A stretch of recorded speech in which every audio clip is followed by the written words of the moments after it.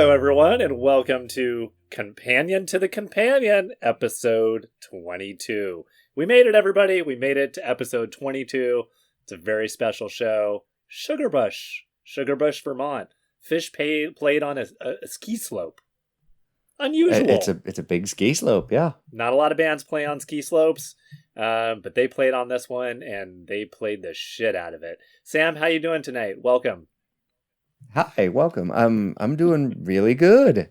It's earlier than last we recorded. I'm feeling bright-eyed and bushy-tailed, and had some caffeinated tea, and I feel ready, and I'm excited to talk about a show that belongs on the list for sure, and one that's near and dear to my childhood, and says a lot of good things about New England. So yeah. So this was the tour closer for the summer tour. Up in Winooski, Vermont, I believe is the city, right? Is that North Fayston? No, North Fayston, technically. Winooski. What am I doing over here? Yeah, North Fayston, obviously. And yeah, you know what? There's a lot of lore around this show. Go check out your Farmer's Almanac. Check out your Phish Companion. There's some good stories. I'm sure you can find lots of stuff on Reddit, Fantasy Tour. I think people had a good time at this show, and to me, it's kind of reminiscent of, you have like the Amy's Farm and those kind of early shows that they kind of say are like festival shows. Well, I think this is another one. I think they were kind of like working towards building that festival environment. And from what I can tell, security at the show was pretty lax. Things were kind of open. There's a really but there's a very memorable story from the Farmer's Almanac about, I want to say this guy's name is Zach, but I'm not sure.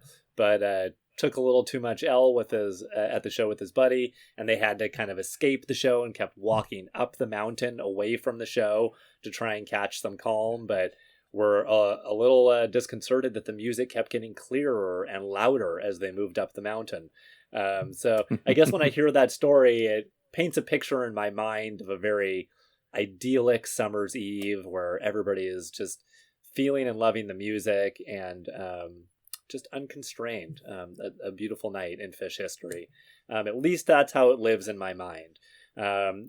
This was a big show early in my tape collecting because it was one of the first kind of good sounding shows, and the Antelope is very, very popular. So it looms large on the nostalgia factor for me. How about for you, Sam?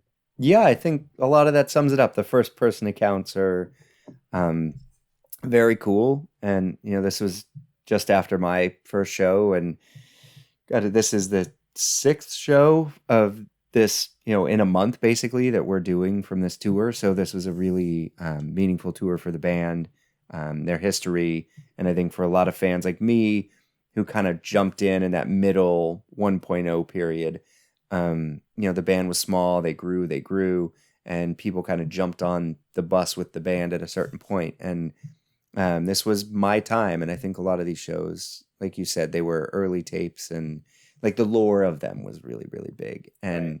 For me, having skied a lot of these mountains in New England in general as a kid, there's just that feeling. And I think this music visually projects itself big and up a mountain, rather than a lot of indoor shows are tight, precise, and hammering downwards. This one, like Gorge shows, I think, because they're down and they push up over something, I think the music represents that in a lot of ways. I think especially the Antelope, which is the highlight of the show, and but there's a lot of other great music, and right. Just great energy, some good silliness, just perfect 94 Phish. Right. Well, let's get into it. And we got graced. This was volume 2 of official releases too, so I think we got graced early, and I think the band realized it was a special one for fans too. So yeah, right. Let's get into it. Yeah, so now, 12/14/95 was number 1, and so this was number 2. I was kind of thinking about it. Yeah, I mean, I guess, like, in my head, I feel like this show, if I was going to do it, I don't know. I'm kind of lost in a thought here. But they're both kind of abstract shows. I mean, I remember when the 95 one came out, like, it was just so heavy and, like, so intense. And I love that show, but I have to be in the right mood to listen to it. Whereas this one's a little bit more freewheeling and fun, even though it has like moments of intensity. But I suppose, that live Phish series was meant for hardcores, not for your Yeah, average fan. Yeah, there's inside jokiness in the show too, I think, that was really great. right. Yeah, I I think the perfect place to start if you're a Phish fan who's trying to get into live music is a live one. Right. But once you jump past that, a show like this, there's a lot to find. Yeah, I think that this first set, and I've often argued that this first set is a great beginner's set. Yeah. And everything is very tight. It's very well played. And it's not too abstract, but it has a lot of energy. It shows a lot of the playfulness. And they play a lot of songs that I think, were attractive to me when I first started listening to Phish. And that's a cool thing for a first set to be. Starts off with My Old Home Place, a little a cappella ode to them finishing up the tour and their home and being grateful for being home and in the most beautiful state in the nation, as I've they're constantly regaling Vermont in this show, which I'm actually in 4 days going to go spend a week in Vermont, so I'm pretty excited. Oh, nice. But the back in my old hometown a cappella thing at the beginning was very, very cool. And back in my hometown.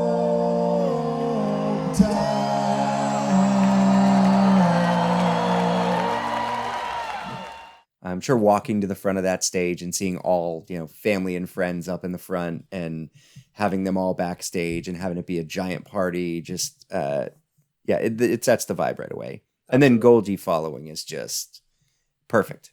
Yeah, perfect. And a perfectly played Golgi.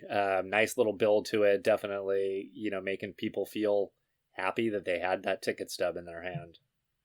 Yeah, and sometimes even these official releases, the sound is good, but, it's kind of... it leaves a little bit to be desired, but not this show. This one's right on the money. It sounds fantastic. The clarity of that mountain air. Oh yeah. Oh yeah. I wish I had I was trying to think of a mountain air song lyric, maybe, jumping into John Denver's. I just couldn't get there. And then into your song of the summer, Down with Disease. Indeed. Yeah, which I don't know that they lock up improv wise on this, and there's kind of a bit of a ripcord into the NO2, but still expertly played and clean and big energy. Right. Yeah, if you were to have just bought Hoist, you were excited to hear this new song. It was definitely going to fill that gap for you.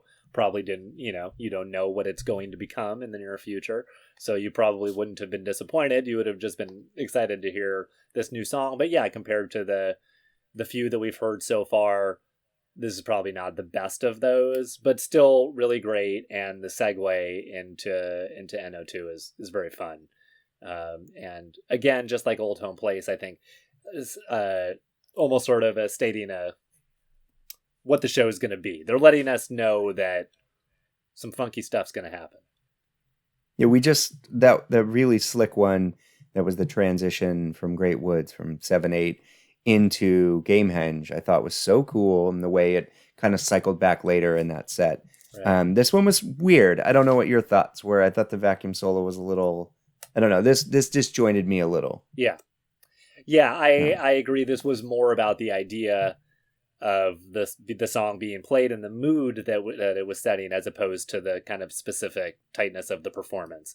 It wasn't as good as the last one, and it was like, it made me feel a little like weird, like I wasn't necessarily enjoying the musicality of it or the aesthetics of it, but it was kind of making me laugh and make me feel like I'm going through a tunnel into a new place. Sort of like they're kind of opening the gates to Gamehenge a little bit, and I like that feeling.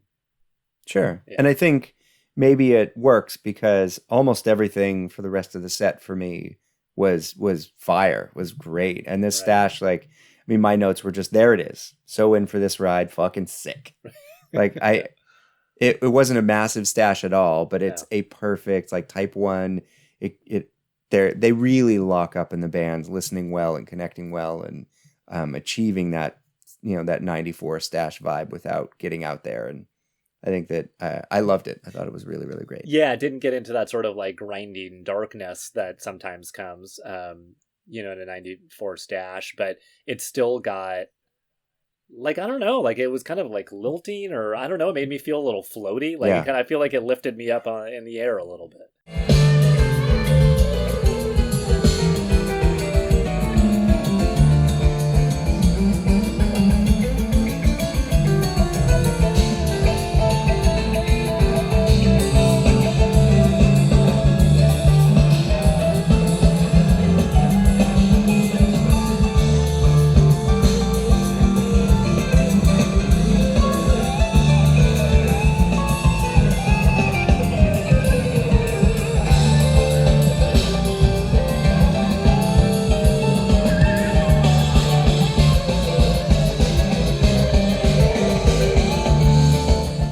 It's that outdoor pushing up the mountain.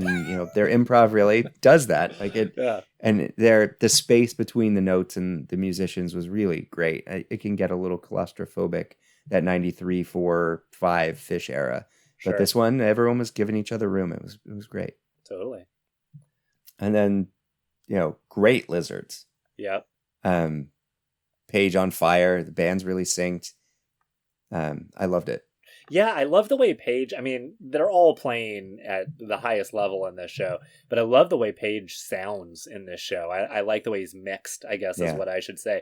Like everything he plays is really clear. Yeah, I'm always looking to hear Paige's nuances, and they're not always readily right there at the front of the board. Yeah, and I think, in going through the set list of, it really is a greatest hits of this summer tour. They really hit all the spots in this first set, with the Cavern being super tight.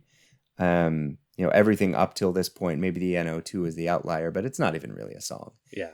But I thought it was really, really well done. And then the horse, there's a weird, strange moment that almost didn't work from Horse into Silent. But Silent in the Morning every time, like it always brings me back towards the end. The weird ride cymbal ride, how it's like it falls behind, right, and it drags the whole beat. It's such a Phish thing to do, to take a simple, almost pop song and then break it in some way, right, and make that part stand out and become so integral to the song. Like I couldn't listen to this without that. Yeah. But at the same time, if they'd cleaned it up a little around the edges, maybe they could have gotten on the radio. Who knows? But those messy parts are the parts that I like. Yeah, no, you're right. And just as like a counterpoint, I was going to say that I really love this horse because it's off. Because there's something, it's like a little off kilter, and there's something a little weird, funky about it. And especially with songs like Horse Island, where I feel like I've heard them a million times and they're always the same for the most part, then when something kind of like weird like this happens, my ears perk up and I say, oh, what's happening? I like this. And then I'm like listening to a musical conversation. And even if they're like, I'm listening to a conversation where they're not exactly connecting, I still find it to be absolutely fascinating. And I felt like this horse, there was something kind of disjointed about it that pulled me in and made me pay attention to the Silent a little bit more. It's kind of strange like that, but I would point to the Free from Big Cypress as an example of something that a lot of fans like think is off and disjointed because Mike kind of drops out or plays the wrong note. And it's like one of my favorite Frees for that reason. It's so cool and so different. So it depends on what you're looking for, sometimes perfectly played isn't the most interesting. It just depends. So, but still, I think those mistakes can cause everyone to have to listen differently quickly. Mm-hmm. I think that, something feeling off or tempo off is a little different than like a straightforward flub of a section. Sure. But it's like the Cow Palace 96, You Enjoy Myself, where there's a broken string in the composed section, and I think it led to some really interesting improvising. Right. Sometimes those moments can cause better moments. Sure. Yeah. Do you remember in the Antelope from the Gorge 98, and it was in the intro, and they're like kind of doing their intro, and then all of a sudden all of them just like lose it. They get totally disconnected, and then it just stops. The whole band stops for like Yep. 1 second, and then Mike just solo on the bass goes, "No, no, no, no," and then just kind of like finishes it up, and yeah, it's a mess, but it's like hilarious, and I Yeah. love it. So That interlope is very cool. that's the thing about being a Phish fan. Yeah. Sometimes you fall in love with the stuff that's technically not the hottest. Yeah. Just because it connects with you. And so what Yeah. comes after Horse Silent here? Maze. Maze, right? Which- Smoking hot. Yeah. Yeah, I mean, set 1, Mazes. I wrote right in here because we had to do the long possum thing. I just wrote, unlike Possum, a song I will never tire of. Where it's structurally going to be the same every time, and it does go technically through one solo, the Page solo and then the Trey solo, although it used to be the other way around. And I never get sick of it. And seeing it live, I could see this every show and be fine. Yeah. The lighting is always amazing. I love the tension to it, and I love the different moods and the structured section and the lyrics, and yeah, it's a great song in this version. I really enjoyed. Yeah. Again, if you're playing it for someone that's never heard the band, it's perfection and cleanly played, but then so much energy, so big. Yeah.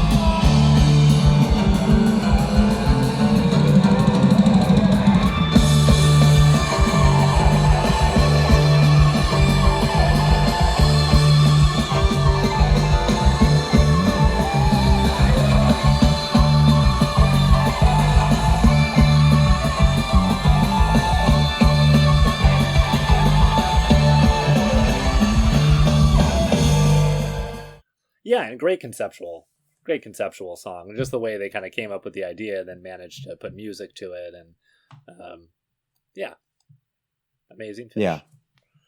Yeah. Yep. Big fan. Big fan. Big fan. Then Sparkle. Sparkle, probably the highlight of the show for me. I think I'm kidding, but it was great. A great little end to the set here. I think a lot of people would look at the end of a first set and see a Sparkle sample and be a little like, I don't know if I'd like to see that. But I think in the moment, juxtaposed with the songs that came before it and what's coming after it, I think it's perfect. The Sparkle is well played, and the sample is really well played. And must have left everybody leaving that set with a feel-good feeling in their body and a smile on their face. Yeah, I had just turned 17 at this time, and Sample in a Jar was one of, if not my favorite Phish songs. And like this was, I call it the song of the summer, like You're Down with Disease. Yeah. I think that it is their rock and roll set closer, and this one's great. Yeah, huge, big, really like, you can tell their pride that they wrote this rocker and they are just throwing it. It feels like a big stadium rocker, like Character Zero would be in the future, like it does. It's I really feel like if the lyrics were different on this one, it might have been the one that took off. Although that could be said for a lot of songs back in this era. But yeah, there's something about the name Sample in a Jar, using names like Elihu and Lee Moore probably aren't like the most friendly things. Although I love those names. But yeah, they built their own audience. They didn't need radio. They didn't need what they had. They just they decided, I think consciously, to build their own. Right. That's smart. And we're ever grateful for it. I mean, I'm so glad they didn't have any big hits and things worked out for the way they did. But yeah, that's the first set. We kind of flew through that. It's pretty standard, but again, very well played, and highly recommend it to you if you're looking to bring someone into the fold. and play him something that is uniquely Phish, but is also, pretty approachable. Yeah, you got to drive on a warm, sunny summer day, and you got the windows down. Like it's a great set of music, and there's some exploratory moments, but nothing too out there. No, we'll get some exploratory in a minute here. So yeah, it's coming. So we're on set break. It's going to be probably, he says 15 minutes, probably 45 at least. Oh, but we're hanging out on the mountain. It's a party backstage. Yeah, we're having a good time. We're loosening up. I feel like the mood's going to change a little bit as we transition into the second set. And sun's going down. Oh, sun's not already down. August on. I would would know. Yeah. No. Yeah. We're north here. It takes a while. Oh, really? Okay. But sun's going down. Everything's getting darker. Lights are going to matter a little more. And when they walk out, there's just some noises and some yelling right away, which sets the tone for definitely one of the wildest antelopes I think that there is. And yes, indeed. Maybe not technically perfect, maybe not everybody's favorite, but one for the record books, I think. And the only headphones in the Companion, right? From this show, and deservedly so. Yes, it absolutely deserves it, as do a few other things, I guess, depending on how you define the headphones. But yeah, this antelope is amazing, and much like the show that we discussed last time, 7/13/94, lots of screaming. Just so much screaming. The band is letting it out. So we kind of start with a standard kind of intro, really well done. Goes into the basic antelope structure for a while. I think it is a little off. It's off kiltered. It's like you said. It's slightly off kiltered, just like you said. The Gorge one, I thought, right? Yes. In a cool way. Yeah. And it always grabbed me listening to it. Like, are they doing this on purpose? Like, it's very strange. Although that doesn't really kick in until post intro, right? I feel like the intro is kind of on, isn't it? No, it's a little bit in the intro. Okay. Like Mike falls off a little bit, and it takes a round for them to grab back on. It's pretty cool. It almost sounds purposeful. I'm not sure. Yeah, well, you never know with them. But yeah, so it a little off kilter. Yeah, especially in the beginning where you're just kind of like, this is a little weird, almost to the point where. Well, I don't know. I've listened to this antelope so many times under the influence that, you're kind of like, I think those memories are kind of coming back in and just being like, what's coming, but you have to make it through this slightly off kilter part in the beginning, but that kind of adds to your feeling. So in a way, it kind of makes the antelope more powerful. But eventually, we kind of land on this cool groove that segues into a catapult. And Catapult is this little poem. I catapult downtown to see the galleries of my favorite fiancé in a lavender gown, and I am hooked up to a machine that performs my daily functions through a tube in my ween. But today that thing malfunctioned like a forest fire. It burned a hole in me, I perspire. There ain't gonna be no wedding, no love affair, no art to which thou compare. Did I get that right? I can't believe I just said that whole thing. It's pretty good. I held back from doing all the Fishman little screams that he does, the wee, right. And then the wedding one, which is the sort of the insult that he has to walk back while playing on stage, where the no wedding, you wish. No, I'm sorry. You do. You don't wish. I take that back.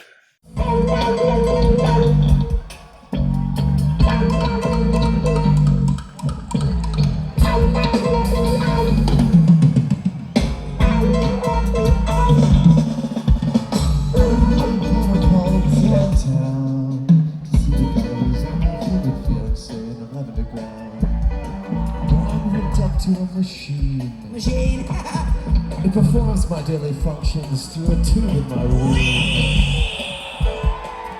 But today that thing malfunctioned. Like a forest fire, it burned a hole in me, I perspired. So there ain't gonna be no wedding.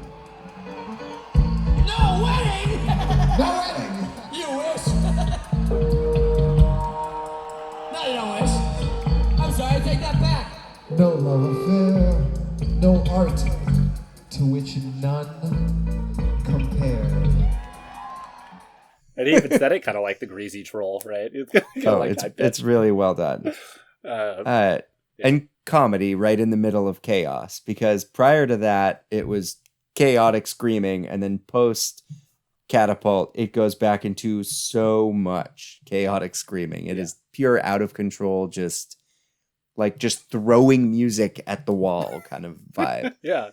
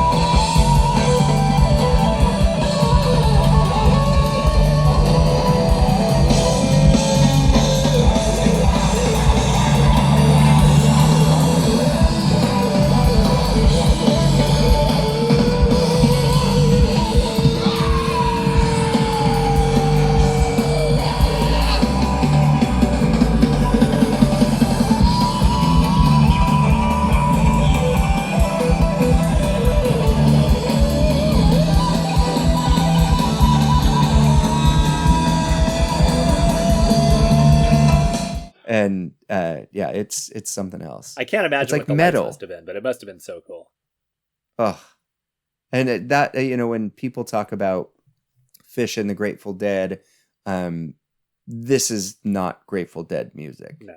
And I see a lot more connection now. Oh, for sure. With 3 and then definitely 4.0 Phish is much more Grateful Dead-y. Yeah. But this is wild chaos music. This is not. There's no melody at points. Their rhythm is almost non-existent. It's like Lou Reed's Metal Machine music at times. It's just so much aggression and power, and it's really great. And it does feel, and we've talked about this before, but for me with the Grassy Hill, it feels like they're actually playing an animal running as fast as it can through what they're looking at up at a mountain. Right. Which I think they channel in this set really well, as we'll get into in the next song. But I think the post Catapult Antelope part is really where the meat's at. That part gets me. Right. Yeah. No, I agree. And it is a very visceral and visual Antelope. I feel like a lot of these noises and sounds, really, if you've got your eyes closed, kind of really create a world for you, and they do a beautiful job of it. I know I kind of mentioned it before, but I do love the segue into Catapult. I think it kind of slams into it, almost like in a it happens too quick kind of way.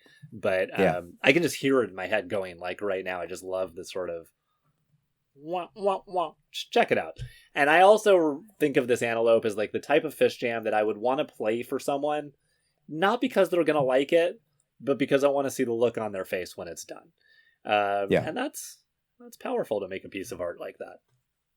Yeah, I agree. And as it comes out of the Antelope to the ending section, it does kind of fall weird and then builds really nicely into the ending. And I love, you can't finish the screamings, but the spike screams are like it, just the very final crescendo over the top for this Antelope.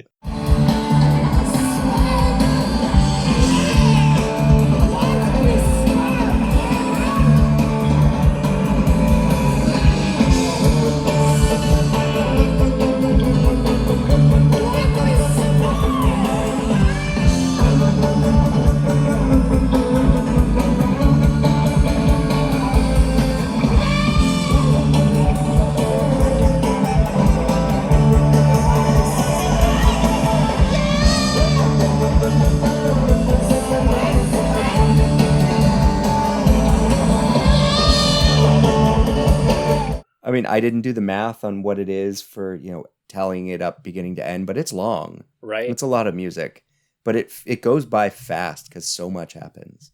Totally. For a song with almost no lyrics, it's really impressive. Yeah, God, how many times have we listened to it? And I like it always works. Like it was so great this time again. It always works. Yeah, absolutely. So it was so special that, as we always do, we're going to discuss other Antelopes in this episode. So Sam and I took the past month and listened to a shit ton of Antelopes, and a lot. And we're going to lay out some of our favorites here. So, Sam, why don't you tell everyone how you decided to tackle this project? Well, I started out at first just really diving into Antelope's, beginning to end of career. Right. I did really stay in 1.0, just because that's my wheelhouse. That's where I like their music the most. That's where the Antelopes are at. Yeah. And I went all the way back to like 10, 15, 86 for one of the few Roll Like a Cantaloupes. Mm-hmm. Walk into the door of the supermarket.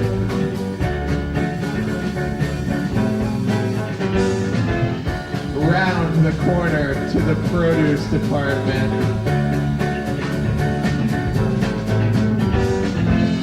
Walk past the apples, pears, and grapes. Walk past the lettuce, carrots, and beets.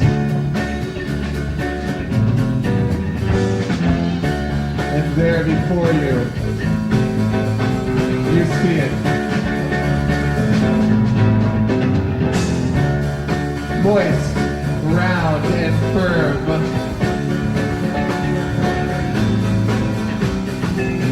Reach out your hand and grasp the fruit.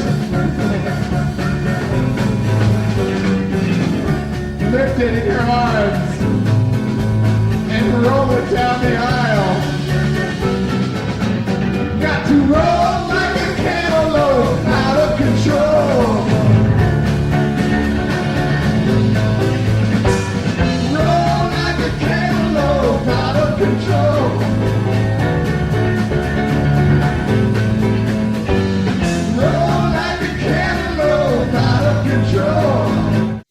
I remember being a kid and just randomly getting one on a tape and not understanding it. I thought it was a joke. Right. Like walk down the aisle of the supermarket, pick up it just was really, really funny, and make no sense. And then I wanted to go with some really out there, interesting ones like 10/24/95 was one that I loved.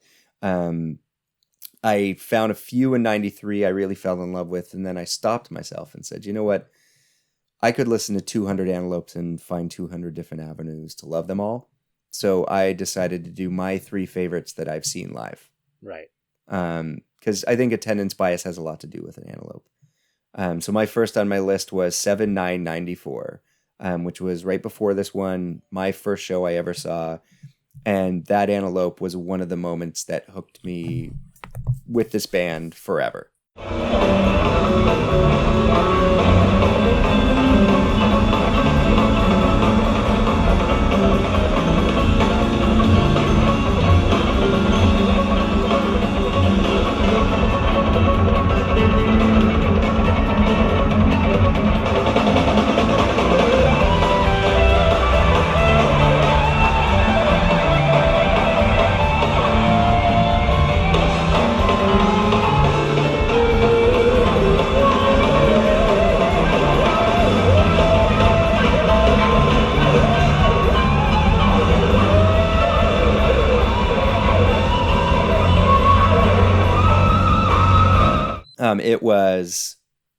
It wasn't the longest Antelope.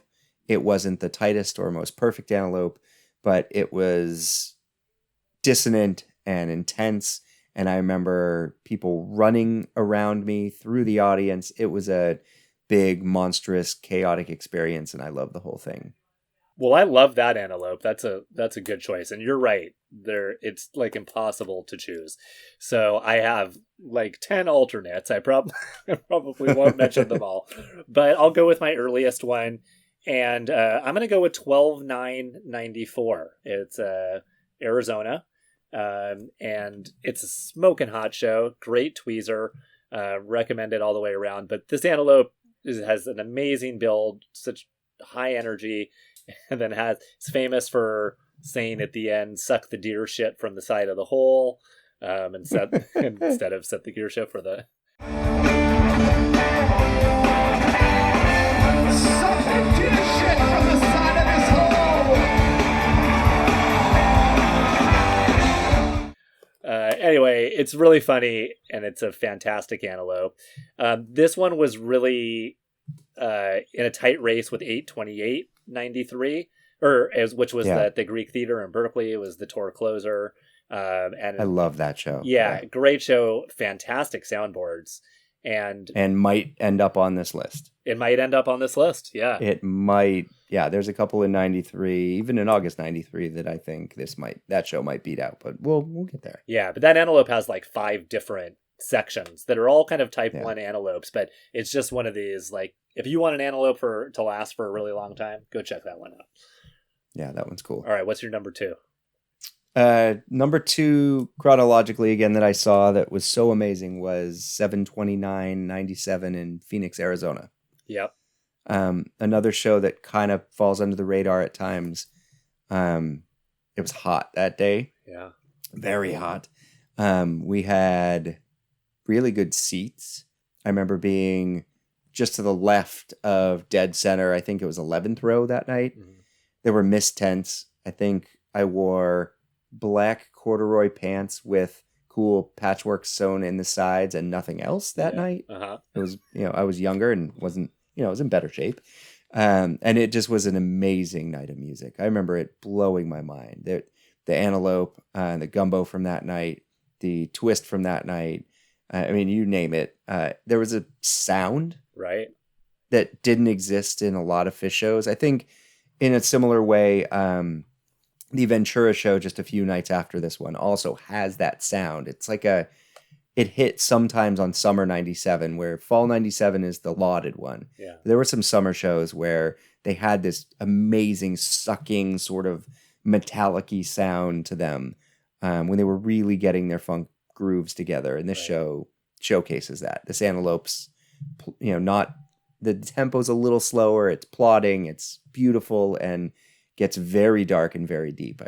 I loved it. And being there was mind melting. It was great. Yeah, it is it's a very unique antelope.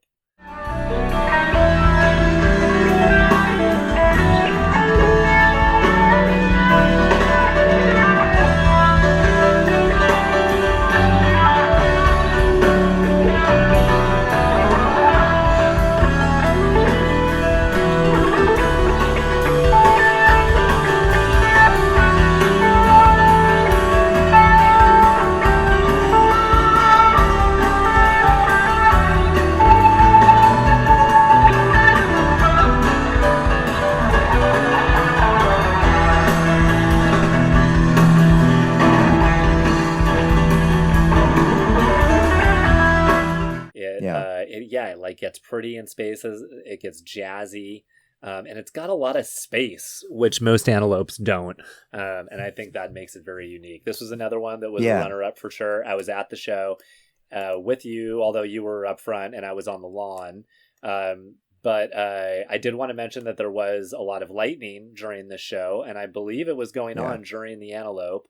It wasn't raining. It was just like a desert sort of lightning storm. And it was lightning. It was my first. And I was definitely, just being a Southern California boy, I hadn't experienced that. And I was like, what is going on with all this lightning? And everybody's like, well, am I safe? Yeah. But that's a really underrated show.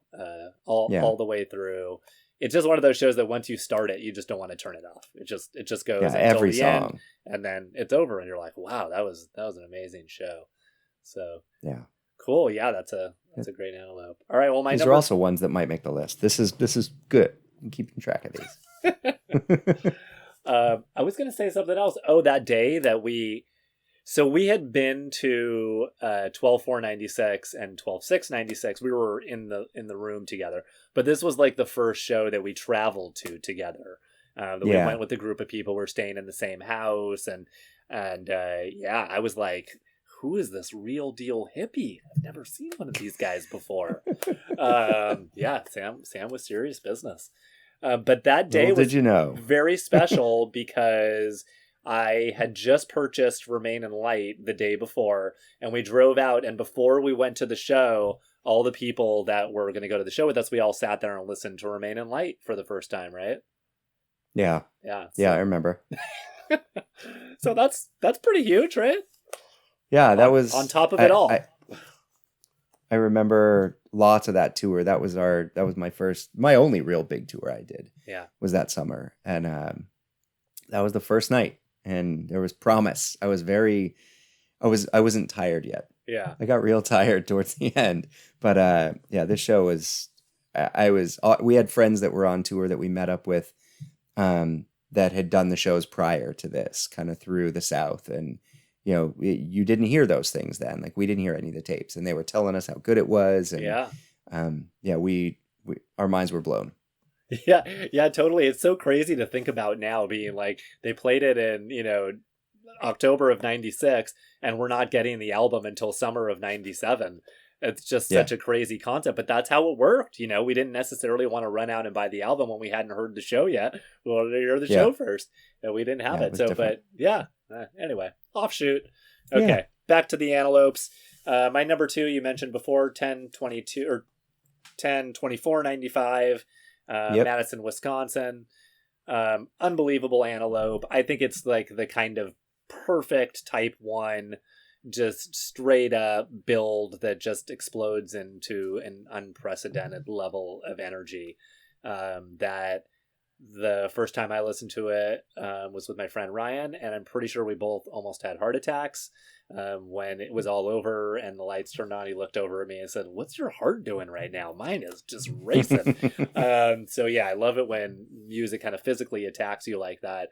And the final kind of push to the outro, it like builds and builds and builds, and you think it's already there, and then it kind of like pauses, and it does like this sort of like Star Wars light speed build, where just like all of a sudden, because of the way Fishman's playing, it just like kicks into high gear and just like woo, like lifts you out of your seat. So I can't recommend it enough. 10/24/95.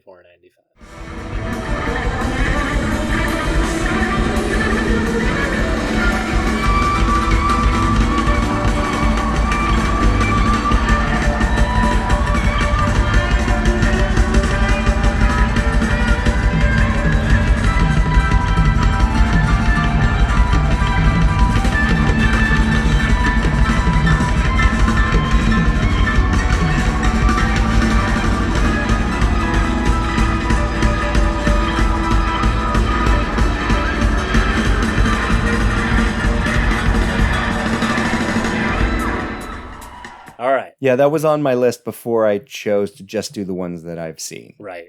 That was definitely on the list.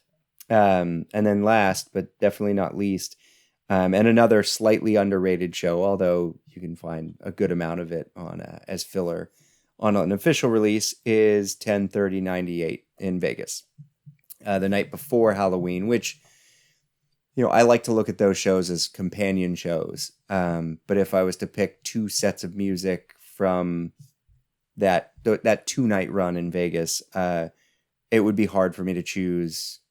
But, I think set 1 and 2 from this show might beat out. I mean, the Loaded set is so good. Yeah. So if these 2 sets could have bookended the Loaded set, it would have possibly been one of the best shows the band ever played. Yep. And this Antelope was perfect. I mean, great intro, super long, stretched out, spacey outro with the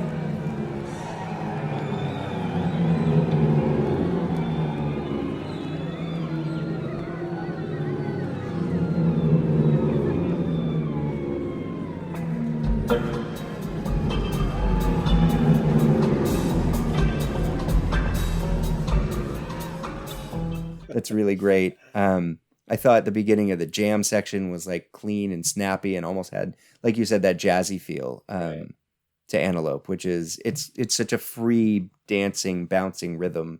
It doesn't hit hard yet. It's like very free and flowing, and really great build. Everything about it is just a clean, perfect Antelope. And that weekend was just such a magic weekend for me. And I say weekend, I don't even know what day of the week it was. But those two nights. No, it was weekend. Yeah. Okay, Yeah. that makes sense. Yeah. But those 2 nights were just special, and the Antelope meant a lot to me. And I think the band loved it because it was the only part of the first set that got tacked on the official release. Yeah. So they must have known it was great too. No question. Yeah.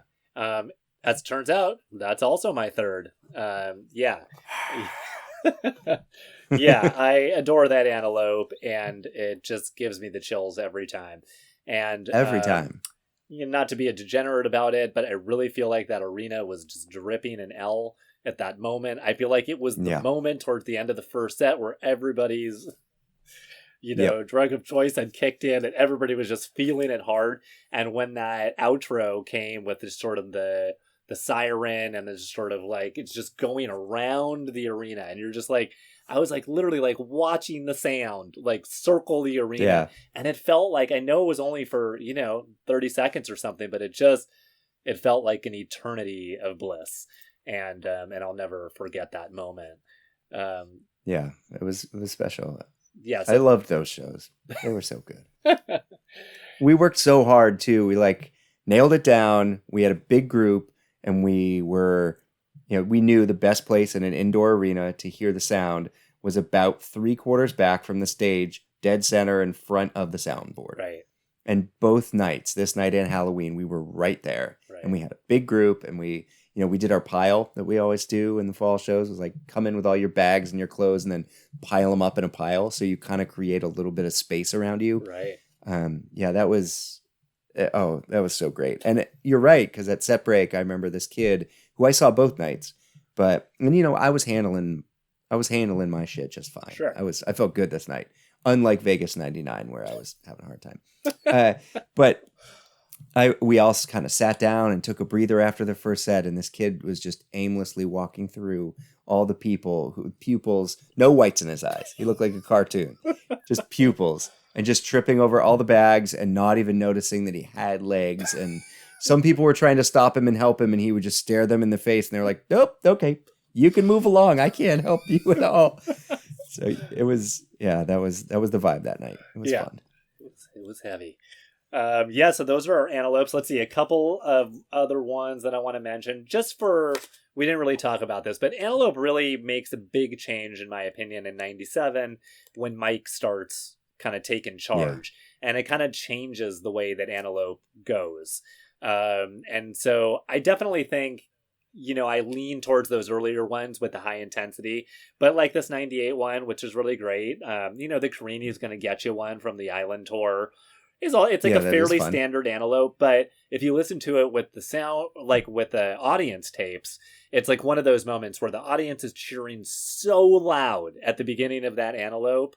It was like New Year's 98 during that Runaway Jim. It's a special, special moment, and it's really something to hear an audience of it. I mean, I know it sounds great, obviously, in the boards, but do yourself a favor and check out the audiences too. It really adds to the excitement to hear how fucking pumped people were at that moment.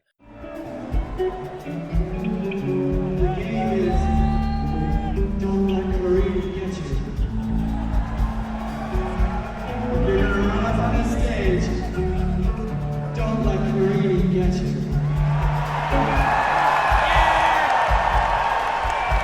So it's okay to run up on the stage, just don't let Marie get you.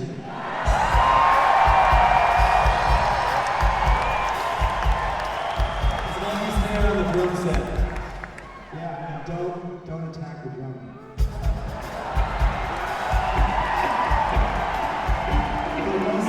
Don't let Karina get you.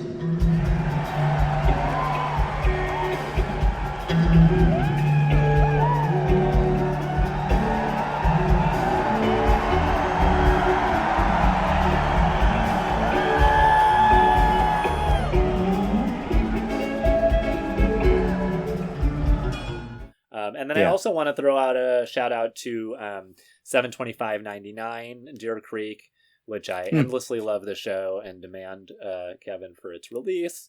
But this Antelope is really unique. It's like a little bit more groove based, as opposed to peak based, and it has some very interesting sections. So I do love that one too. And it's like the 98 Deer Creek shows where I'm like, can I please get better sound? Right. Because those, there was some really great, and 97 you can't get good copies of. Like there was some really great music at Deer Creek that kind of, it's such a big boomy place that it's hard to get great sounding recordings. So right. One day. Yeah, from saying, listen to the audiences of these soundboards available, we're going to go the other way and say, please give us some soundboards so we can decide. Hey, every show is different. And then finally, I just want to give a shout out to our friend Rich, who also did this Antelope project with us. And he mentioned the Bee Cave Antelope from, I want to say it's 5893 in Austin, Texas. And that one's also a doozy. It gets weird, and it's very... Maybe it's 5894. Oh, it's 5894. Yeah, I remember. Okay, okay, it's 5893 is the Bowie. Duh, okay. Yep. Durham, New Hampshire. Okay, yeah.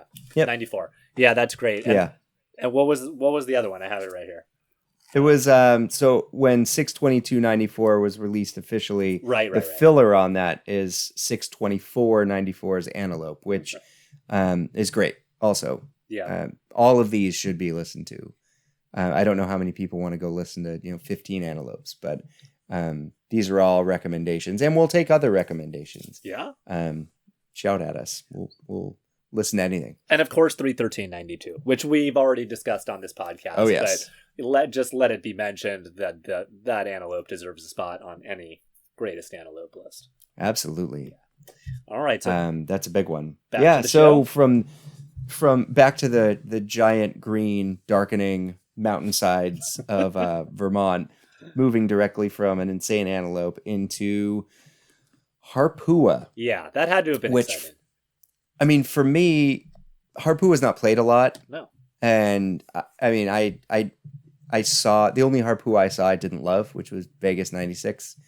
And I guess I saw at the Great Went, I saw the back half of Harpua that was started at the Clifford Ball. So technically, I've never seen a true beginning to end Harpua. And for me and for my money, this is the one. Yeah. And I know there's other ones out there, but they seamlessly weave the story together so beautifully. They try to, the Comet story, which you can elaborate on better than me.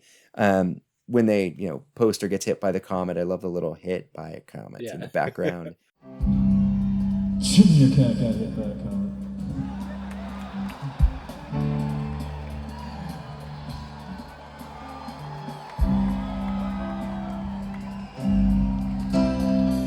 Your cat died. Your cat got hit by a comet. Poster is dead. Hit by a comet. Poster is dead. Hit by a comet. Poster said. They sneak the 2001 in there. It's just a really well conceptualized, like the Antelope, where they sneak something in the middle, but the bigger piece of music is well conceptualized, and it really makes sense for the time, the place. They're putting a stamp on this is where we are. And that's like the line in it as well, that, if you've come here and you don't live in Vermont, you're totally missing out because this is the greatest place in the world. Right. They're happy to be home. And, I really think the beginning of Antelope through the end of Harpua is just quintessential New England Phish. It's beautiful stuff. Yeah. Yeah, I don't want to argue with you. I guess my only counterpoint would be that for me, my first Harpua was more of like a straight ahead, like a straight ahead version with the fight and you just sort of listening to records and all that stuff. So it was kind of, I thought, for me, this one, I really like the post 2001 section, but for some reason, the transition into the 2001 doesn't work for me in my ears as much as it works for me in my brain. And that I think it's a phenomenal idea, especially with the sort of, with the stars. I think it was like he was saying that in the story, he says like Saturn's crashing into Mercury or something. But I think a comet crashes into Jupiter. Yeah, a comet and I think it actually was supposed to happen at that exact time. Correct, yeah. In in the evening. Right, but you couldn't really see it. But he was saying, like, look No. up and, and then they play the 2001. And it's just such a cool concept. Yeah. And it is great, but I guess there is, like, a little part of me that just longs for a different type of harpua. But I feel like I'm nitpicking and being kind of a jerk. So it's great. It's great. Enjoy it. And I do love all the Vermont stuff. I feel like if I was at the show, they might have convinced me to move to Vermont. Because every time I listen to it, there's like a little part of me that thinks, should I move to Vermont? Okay, I'm going to tell you a little story here now. And yes. This is a very, very important and very special story. So I hope that everyone, including all the people all the way back up there on the lawn, are listening. This story has only happened once in the history of the civilization of this planet. Really incredible. Now, this whole story starts as most of you probably know that we all live in Vermont here, and that we live not too far from here. Which, by the way, I must say is the greatest state in the union. For those of you who have traveled to this state and don't live in Vermont, you're totally missing out, and I really feel sorry for you. I mean that.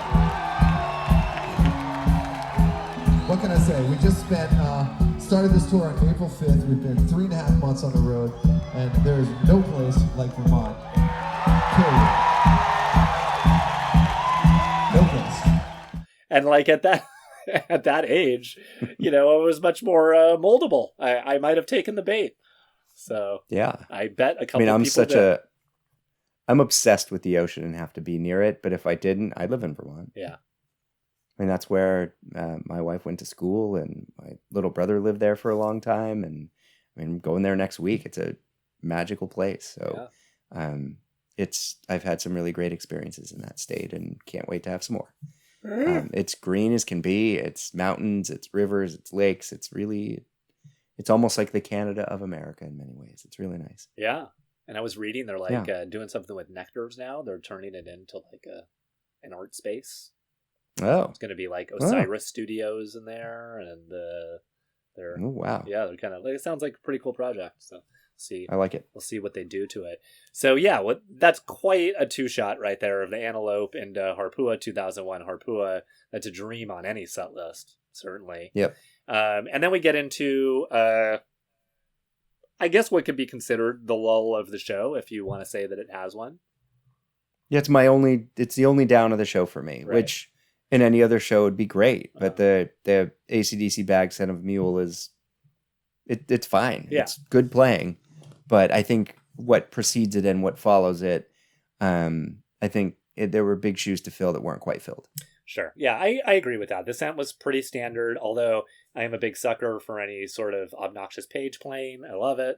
And there was a lot of it. So I feel like, to me, it's always like, I don't know, I wouldn't say a palate cleanser, but whenever I get into like a Son of a Mule jam, I'm a happy camper no matter what. Yeah. And then the AC/DC Bag was a little bit different. It wasn't like a typical high energy, tight build AC/DC Bag. It had like this a slightly slower kind of rhythmic kind of thing happening in it for a few minutes.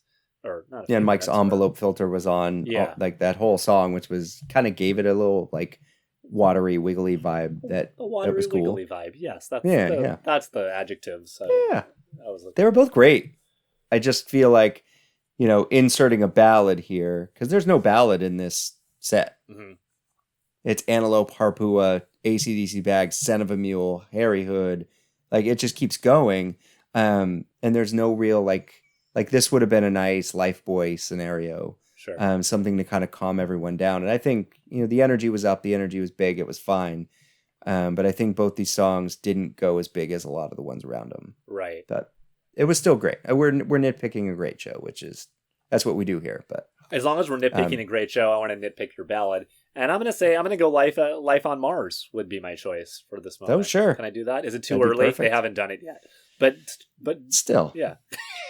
Would have been nice. I'm with it. Or even Purple Rain. put Purple Rain in there. Like if you have to drop something in that's gonna kind of relax everyone, it would have been fine. The funny thing about Purple Rain is it's like so silly when it first starts, but then once it like gets going and you're in it, like you really get like wrapped up into the beauty of it, and I love that everyone's swaying. Yeah.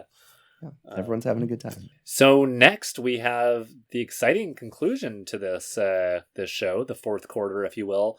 It starts off with a really incredible Harry Hood, I have to say. I just think it was perfect for the moment. It had the right combination of delicate building, a powerful build, and then also a fair amount of psychedelia. But yeah, I was into it. Yeah, this one's really great. I love the intro on this one. I think there's ones that get more out there and really quirky, but this one is just so well. It feels like this is a studio Harry Hood. It's so well done. So many unique little spots. The jam takes a minute to get going, but massive ending to it. Right. Really just kind of bringing everything back home. And we talk about fourth quarter slumps. This show is the opposite. It is fourth quarter just hammering home perfection. It's really, really great. Yeah.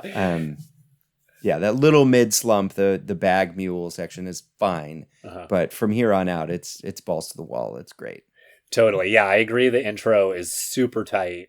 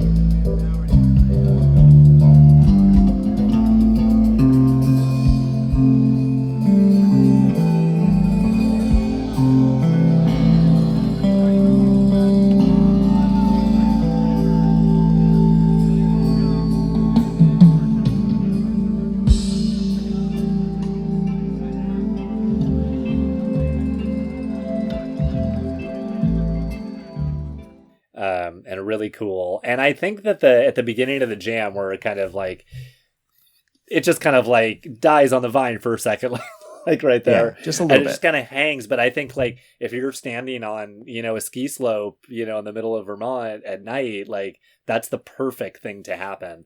And I think of shows like The Gorge where they kind of play like that. They give the music a little bit more space than it needs, and it's playing to that environment. And I think they really got it right on this one. So I loved the Hood.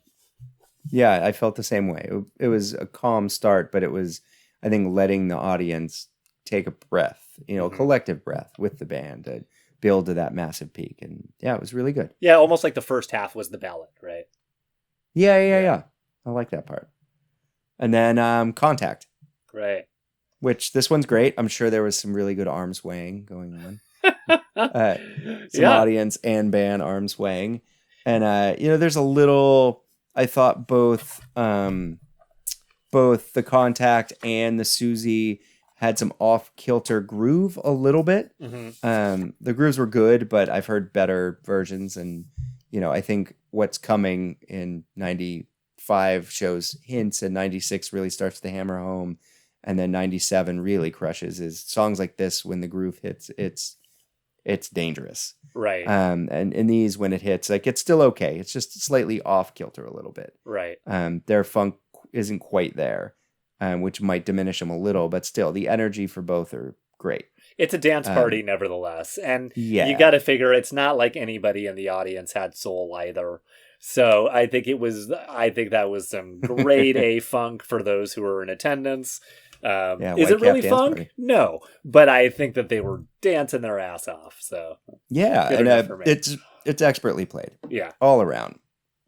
And then the Chalk Dust, which we talk a lot about Chalk Dust Tortures being something special, but this one is up there. I mean, God, this was pretty epic, and I wrote it down, and I really have a vivid memory that the guitar playing is at a certain point towards the end isn't soloing anymore. Yeah. It's like we discussed earlier, where it's like sheets and walls of sound, and it doesn't define the notes, but it has so much power and so much energy. And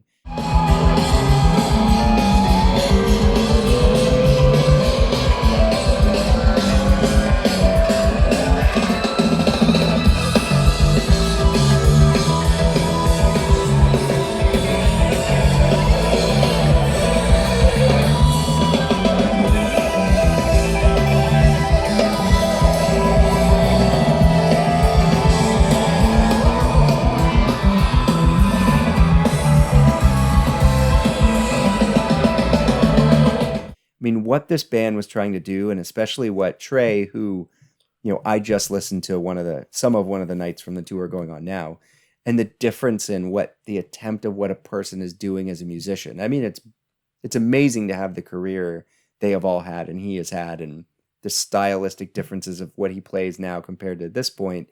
But the energy, like that chomping at the bit, like I'm going to try to play sounds no one has ever played energy is really evident in this Chalk Dust.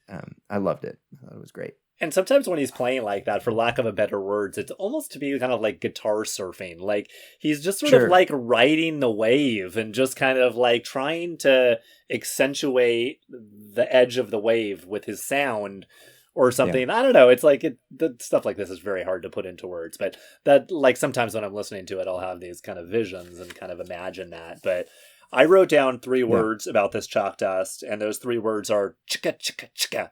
So I suggest you go back and listen to this Chalk Dust and listen for the chicka, chicka, chicka, because I bet it's pretty good.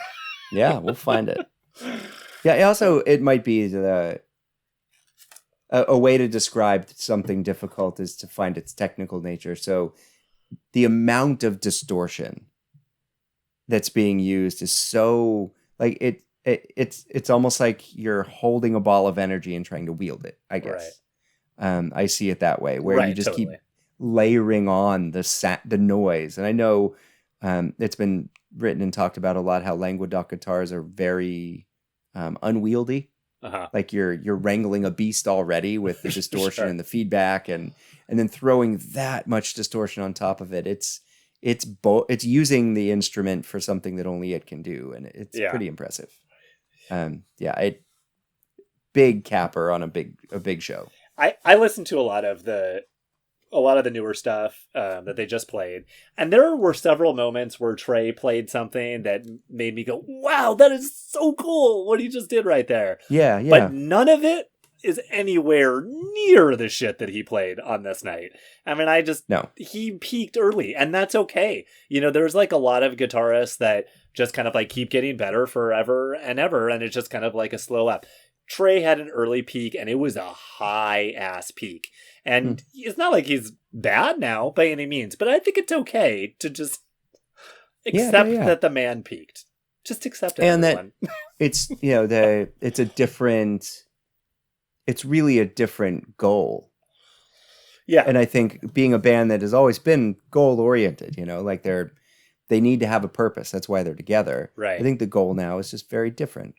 It is very different, and Trey can have 20 different ideas, and he can layer them all at the same time and create this sort of beautiful orchestration of noise, but he just doesn't have the technical chops that he once did, and they're just different things. So I'm not picking, but I think you can listen to a show like this and just really appreciate the virtuosity that came with that age. Absolutely, yeah. Because that kind of energy doesn't last forever. No, it sure doesn't. Don't have it anymore myself. Nope.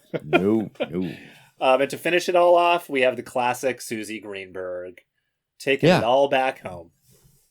Nice quick encore too. Some of these shows, I'm not nitpicking on now either, but you're like, well, we're getting a 5-song encore. Like, what happened here? Well, that's generally an apology. But I'm happy to get it. I'm also happy with like X song and then Tweezer reprise if it's a Tweezer show, or you come out with a bluegrass number and then you play a big heavy hitter. Like a 2-song encore I'm into. Once you go past 2, like there's got to be a reason. It's weird. Yeah, I mean, I don't know. it's tough to answer this without like personal bias because we're older, and like by the time the show ends, my back hurts fucking bad. I have to go to the bathroom. I'm starving.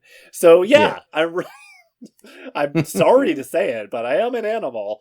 And so, yeah. But when I was younger, it wasn't that way. And I did want shows to go on forever and ever and ever. Yeah. And I remember some shows just being like, during the Rocky Top, just being like, almost wanting to cry because I'm just like, I just want 2 more hours of this. But yeah, times change.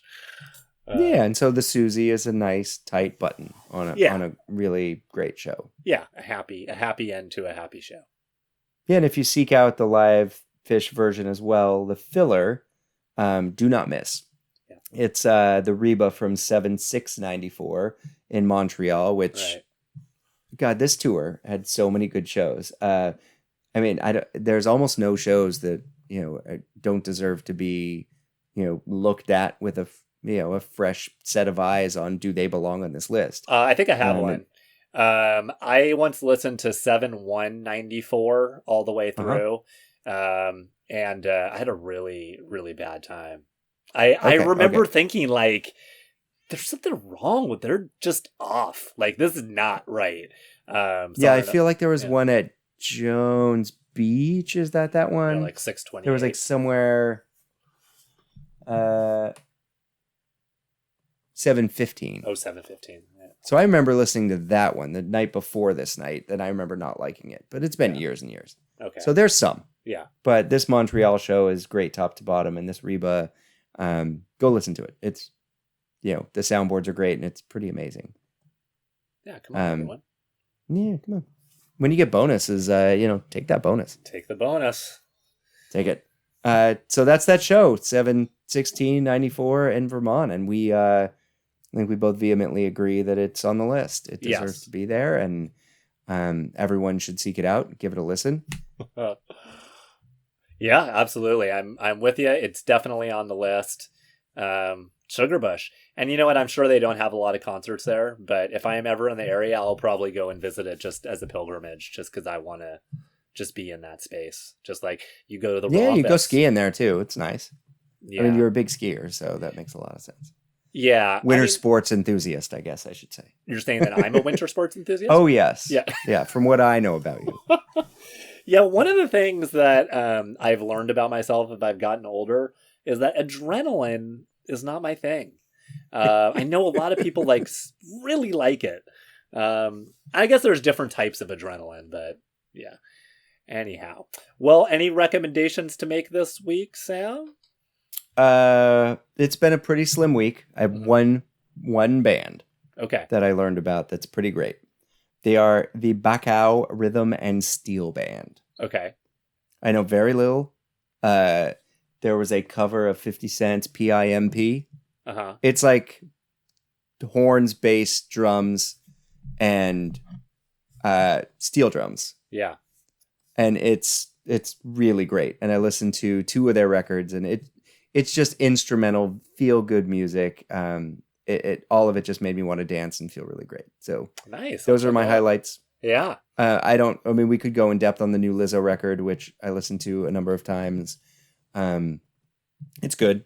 It's not the last record, but it's still pretty good. There's some tracks I really enjoy. I have yet to listen to it. Yeah, it's been a slim couple weeks. I've been busy. I'm sure you've been busy. Yeah, I have actually been very busy. I did want to recommend, I saw Kraftwerk 3D. It was a live concert with Kraftwerk, and I cannot recommend it enough.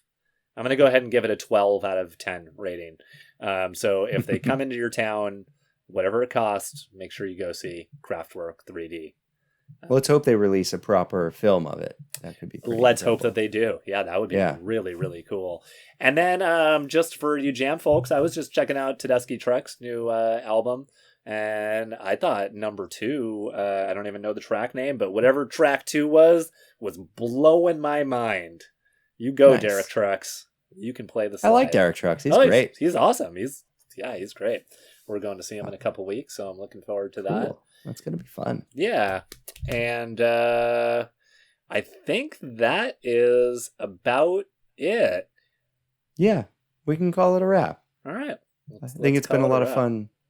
I think to everyone on, the listening side of this, they don't see all the tech and all the behind the scenes, but Ian is really good at this. What? I mean, we're juggling. He's a podcast pro. We're good at this. That's all I'm saying. I certainly don't feel that way right now, but I'll take the compliment. My 5-year-old is standing like right next to me, and I'm kind of just like staring. I'm half tempted to be like, "Hey, buddy, you want to come recommend some YouTube videos or some kids shows to other 5-year-olds or parents that might be listening?" I did want to say that one of his friend's mom, we went on like a play date. And then she was like, I kind of like saw her playing on Spotify on her phone. And I was like, "Oh, what's you got there?" And she said, "Oh, it's a playlist I made for Betty Parker, my daughter, who's Rio's friend." And I was like, "Oh, can you send me that? I want to listen to it." And she was really nice. And she sent me this whole playlist. It's got like 100 songs on it at least. And then I sent her the one that I have like a running playlist that I have for the boys. And I fucking love her playlist, man. Like, wow. I listen to it all the time. And it is so funny. Like, because some of the songs are obviously the kid likes that song. And then they asked to listen to it over and over again. Yeah. She puts a song on. And then other songs are like songs that she likes that she clearly wants her daughter to like. And then there are some that are kind of like in the middle, but it's really funny to like listen to it and imagine that child kind of rocking out to these songs, or but like we're listening to it and there's like some recent sort of smooth rap, and then you get like some Motown, a couple oldies, and then all of a sudden Armageddon It comes on by Def Leppard. I started laughing so hard. It's just like the thought this mom was like, "You know what, I need to put Armageddon It on my daughter's playlist." Why not? It's a great song. Yeah, and so I sent her ours, and she said she really likes it too. And so I'm just going to start asking other parents to give me their Spotify playlist, because I don't know why I'm into that, but I like to know what other people are listening to. And if I can learn about a couple of new songs that I wouldn't have found out otherwise, I consider that a major win. I like having new doors open for me. So ask other parents to let you see their kids' playlist. Yeah, and enjoy them. Like realize those parents are working on multiple levels to make that playlist work. So it's true. It's true. Yeah, I add a couple new songs almost every day.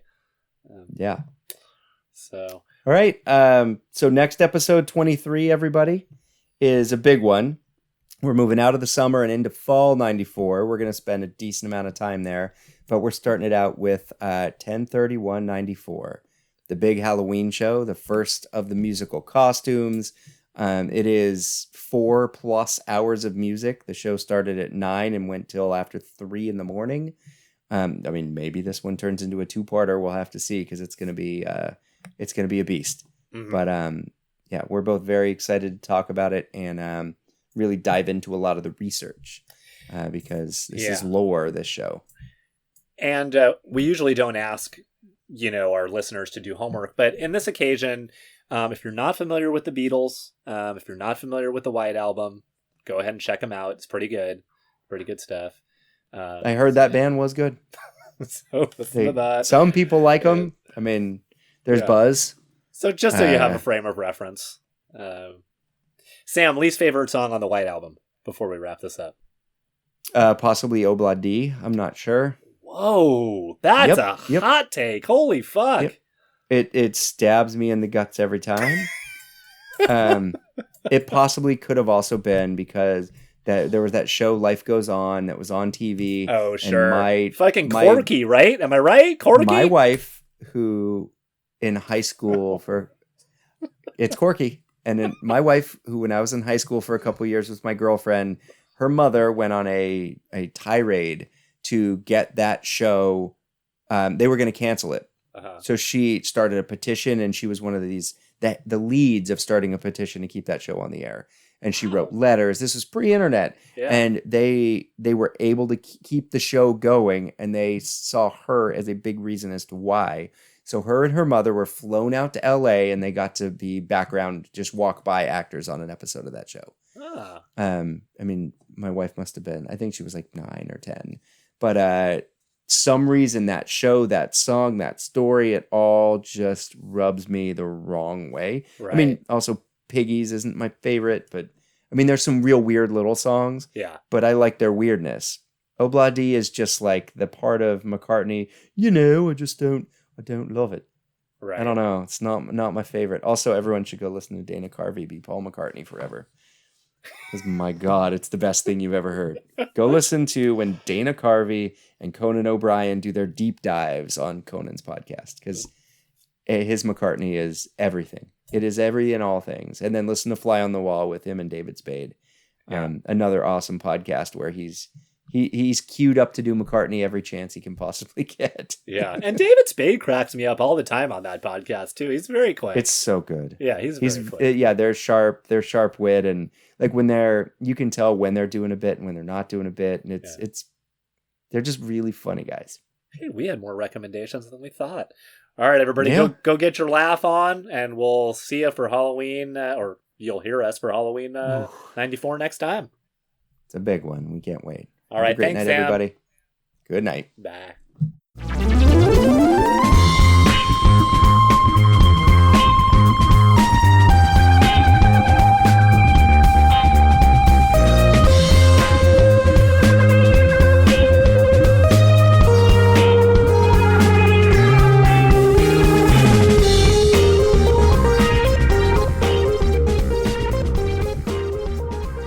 Hello there, friends, and thank you for listening. If you have any questions, comments, concerns, or would like to reach out to Ian and I about anything at all, you can find us at companion2thecompanion@gmail.com.